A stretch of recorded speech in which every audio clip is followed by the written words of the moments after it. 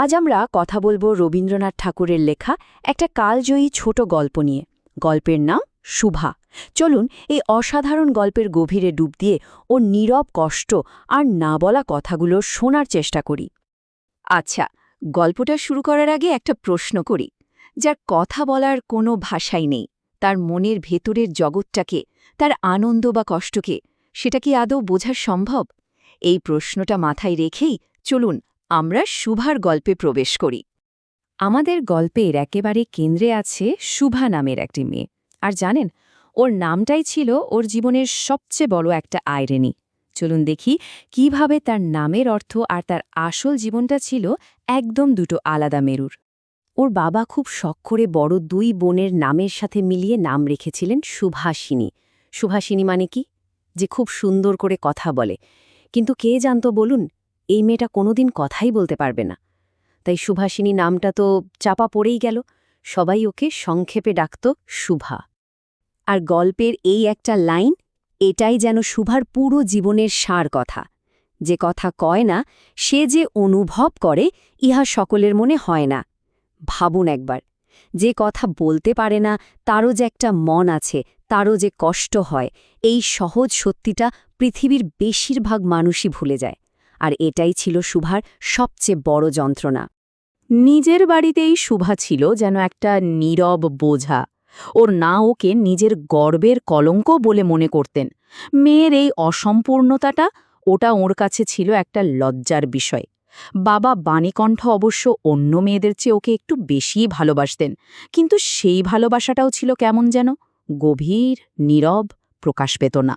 তাই একদম ছোটবেলা থেকেই শুভা বুঝে গিয়েছিল যে এই পরিবারে সে আসলে ঈশ্বরের এক অভিশাপ।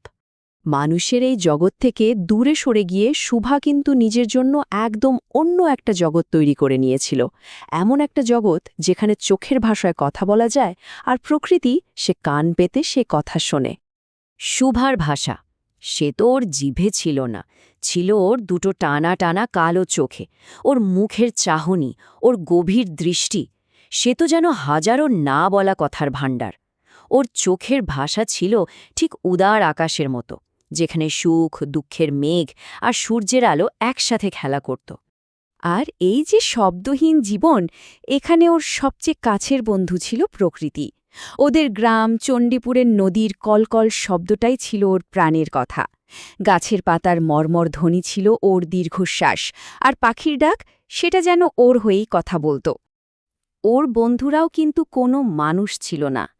গোয়ালের দুটো গাভী, সরবশী আর পাঙ্গুলি, তারাই ছিল ওর সবচেয়ে আপন।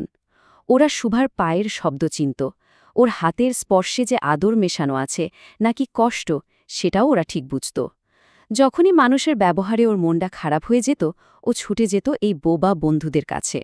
সত্যি বলতে কি, মানুষের চেয়েও ভালো ওরা ওর মনের কথা বুঝত। এই রকম একটা নিঃসঙ্গ জীবনে হঠাৎ করেই একটা নতুন বন্ধুত্বের আশা ওকে দেয়। ওর জীবনে আসে প্রতাপ, গ্রামেরই এক অলস ভবঘুরে ছেলে। প্রতাপের প্রধান কাজ কি ছিল? ছিপ ফেলে মাছ ধরা। আর এই কাজের জন্য একজন সঙ্গী দরকার, যে একদম কথা বলবে না। এর চেয়ে ভালো আর কি হতে পারে? তাই প্রতাপ শুভার কদর বুঝত, আর ও ভালোবেসে শুভাকে একটা নতুন নামও দিয়েছিল, শ্রী। এই ছোট্ট ডাকটা, এটা শুভার কাছে ছিল বিশাল একটা পাওয়া। কিন্তু মুশকিল হল, এই বন্ধুত্বটা একদমই সমান ছিল না।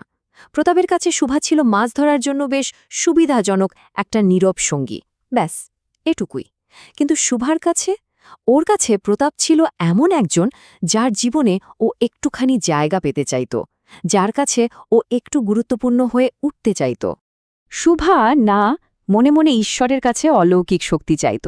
ও ভাবত, যদি যদি কোনোভাবে এক রাতের জন্য ও জলকুমারী হতে পারত, তাহলে প্রতাপকে এক্কেবারে অবাক করে দিয়ে বোঝাতে পারত যে ও সামান্য কেউ নয়। ওর এই যে শিশুসুলভ কল্পনা, এর পেছনে আসলে লুকিয়েছিল স্বীকৃতির জন্য একটা তীব্র নীরব আকুতি। কিন্তু সমাজের কঠিন বাস্তবতা শুভার এই ছোট্ট স্বপ্নের জগৎটাকে ভেঙে চুরমার করে দিতে শুরু করে। ওর হৃদয়ের সেই নীরব আর্তনাদ, সেটা সমাজের কোলাহলে আস্তে আস্তে হারিয়ে যেতে থাকে। শুভা তো ধীরে ধীরে বড় হতে থাকে, ওর বিয়ের বয়স হয়, আর যা হওয়ার তাই হল, গ্রামে লোক নিন্দা শুরু হয়ে গেল। বাবা মাও মেয়ের ভবিষ্যতের চিন্তায় অস্থির হয়ে উঠলেন। অবশেষে ওর বাবা বাণীকণ্ঠ সিদ্ধান্ত নিলেন যে তারা গ্রাম ছেড়ে কলকাতায় যাবেন। কেন? শুভার জন্য একটা পাত্র খুঁজতে। একদিন প্রতাপ খুব সাধারণভাবে হেসে ওকে বলে, কিরে শ্রী, তোর নাকি বর ঠিক হয়েছে? দেখিস আমাদের ভুলিস না কিন্তু। এই যে একদম সাধারণ নিরাসক্ত কয়েকটা কথা, এটাই শুভার বুকে ধারালো তীরের মতো বিঁধেছিল। যার কাছে ও একটু গুরুত্ব পেতে চেয়েছিল, সেই মানুষটা কত সহজেই ওকে বিদায় জানিয়ে দিল। এরপর শুরু হয় এক নীরব, খুব করুণ এক বিদায়ের পালা। ও বাবার পায়ের কাছে বসে কেঁদেছিল। শেষবারের মতো নিজের হাতে ওর বন্ধু সর্বশী আর পাঙ্গুলিকে খাইয়ে দিয়েছিল। ওদের গলা জড়িয়ে ধরে ওর চোখ দুটো যেন সব না বলা কথা বলে দিয়েছিল, তোমরা আমাকে ভুলো না।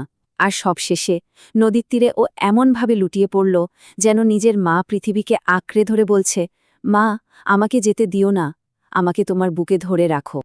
এরপর কলকাতা, আর সেখানেই শুরু হয় ওর জীবনের সবচেয়ে নিষ্ঠুর অধ্যায়টা, বিয়ে। আসলে বিয়ে তো নয়, একটা লেনদেন। সেই লেনদেনের মাধ্যমে ওকে ঠেলে দেওয়া হয় এক অচেনা কঠিন বাস্তবতার দিকে। ওকে ভারী গয়না আর শাড়িতে সাজিয়ে ওর যে স্বাভাবিক সৌন্দর্য, সেটাকে একদম ঢেকে দেওয়া হলো।